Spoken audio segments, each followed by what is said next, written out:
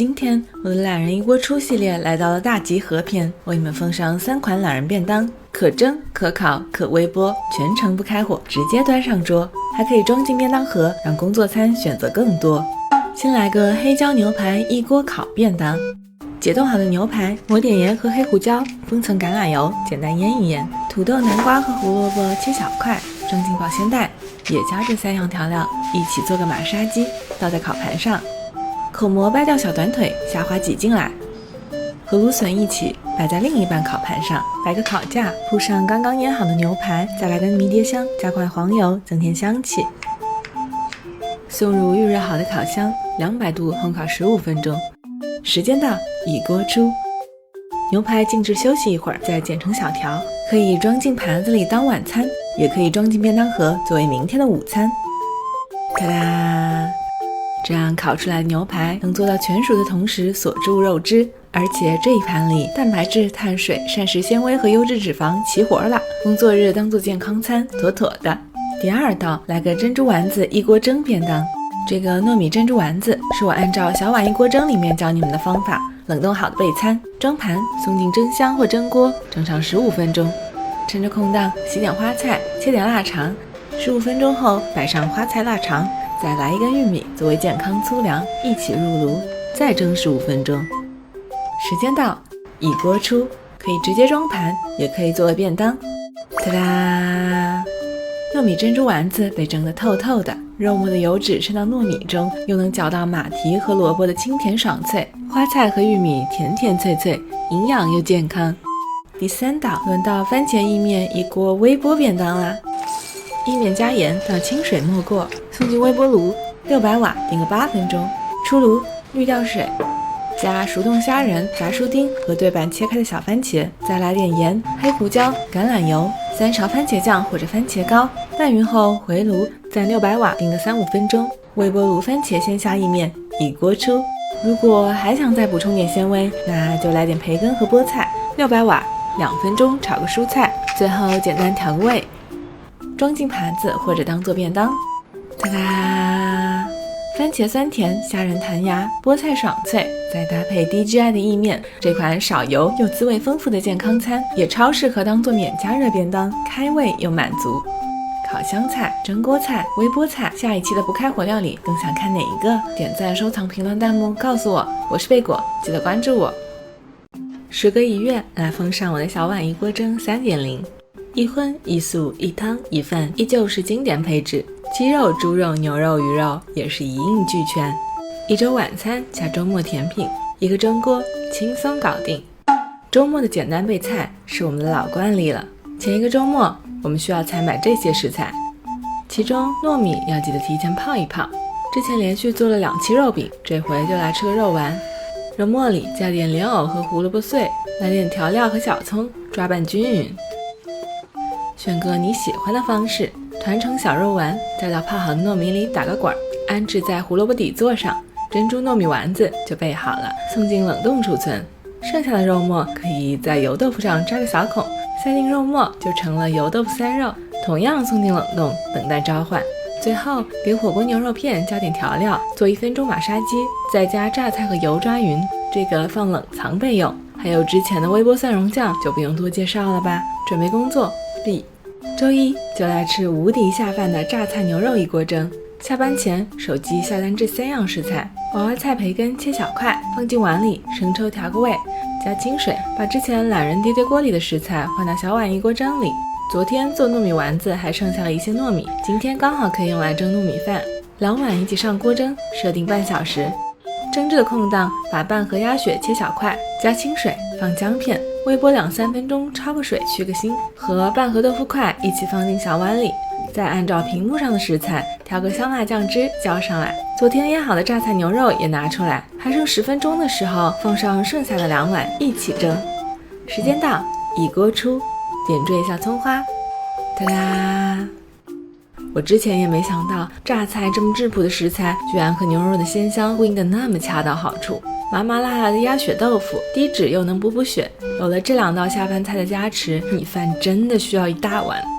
周二轮到珍珠丸子一锅蒸啦。这天下班回家，先泡个粉丝，再从冷冻里拿出周末备好的珍珠糯米丸子。上蒸锅，设定25分钟。这会儿把昨天剩下的半盒豆腐随意戳戳散，再打个鸡蛋浇上来，粉丝打底，铺上娃娃菜，浇上微波蒜蓉酱，再调个你喜欢的主食。还剩15分钟的时候，剩下3碗一起上蒸锅。时间到，一锅出，用生抽和香油给豆腐蒸蛋调个味。哒哒！珍珠糯米丸子曾经在我眼中是宴客的大菜，一口咬下，肉末的油脂渗到糯米中，还能嚼到莲藕和胡萝卜的清甜爽脆。现在想来，就应该把自己当做贵客来招待呀。周中的剩菜处理日，可以煮个鸭血粉丝汤。前2天剩下的半盒鸭血切小块，焯水备用。小锅热油，下葱姜爆香。家里没有老鸭汤，那就来煲鸡汤做替身。滋啦，倒进开水。塞肉的油豆腐还剩下半包，对半剪开丢进来，再加一把娃娃菜，煮开，下粉丝和鸭血块。吃的时候记得撒点白胡椒，和粉丝汤更配。哒啦！剩下的娃娃菜还可以用微波炉清炒一盘，这样呼噜呼噜吃下肚，太适合转凉的秋天了。周4啦，我们来吃清蒸鲳鱼套餐。这天下班，这几样食材现买现吃。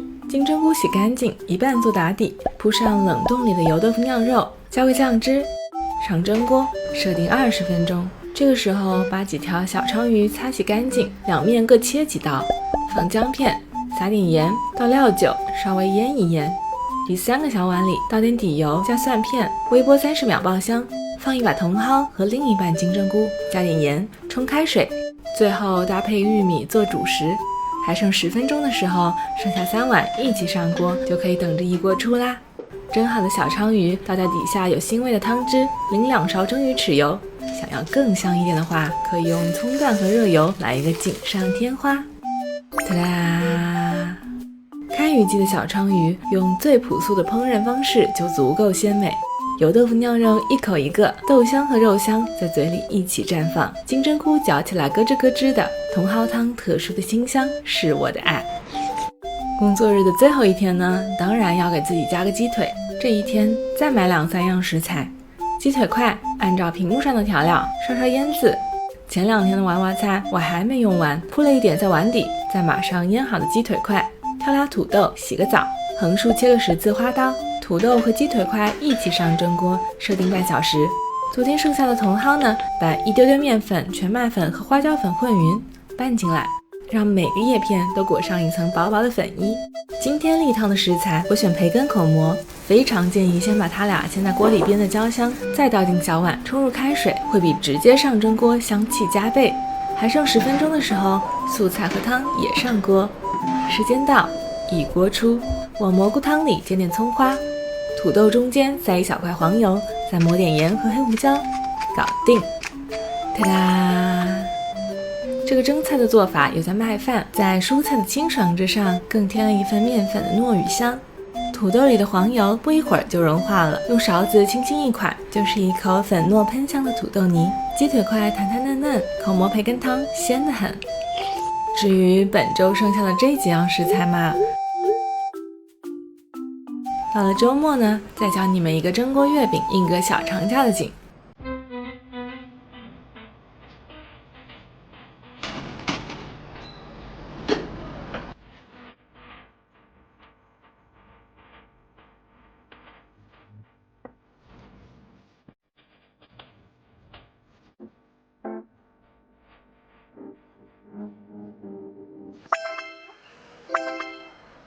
最后问一嘴，我的小碗一锅蒸系列，该不会还有人想看4.0吧？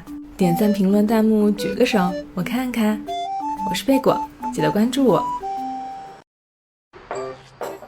过2天就是中秋节了，我准备带着妮娜小朋友一起包个老上海鲜肉月饼，来点过节的仪式感。食材的准备工作还是由本老母亲来负责吧。拌进猪肉末里，加一点糖和白胡椒，提鲜的生抽，加上其他配料，抓拌均匀。搅上劲，分成25克每个的小肉球，冻硬一点会更好包一点。再和个油皮，揉个油酥。开酥的过程看似繁琐，其实就是重复2次擀开卷起的动作，最后团圆再擀开，面皮和油酥就会指数级的交织重叠，不得不感叹古人在食物上的智慧。然后就可以喊小妮娜一起来玩包月饼游戏啦。这个小家伙就是不走寻常路，一双小手捏了几个饺子月饼。你看妈妈，我包了一个饺子饺子月饼。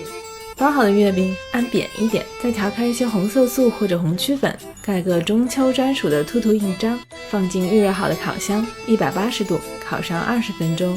出炉之后，妮娜小朋友已经迫不及待地想要品尝一下了。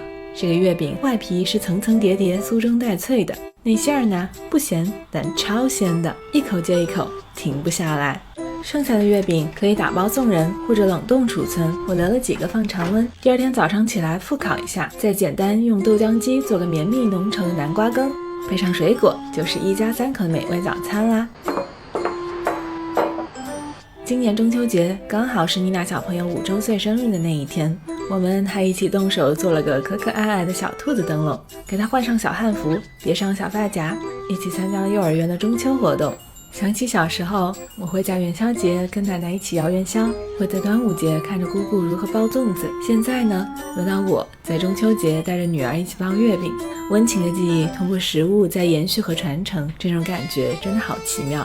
好啦，这就是今天的分享。你吃到了什么好吃的月饼？记得来评论区告诉我哦。我是贝果，记得关注我。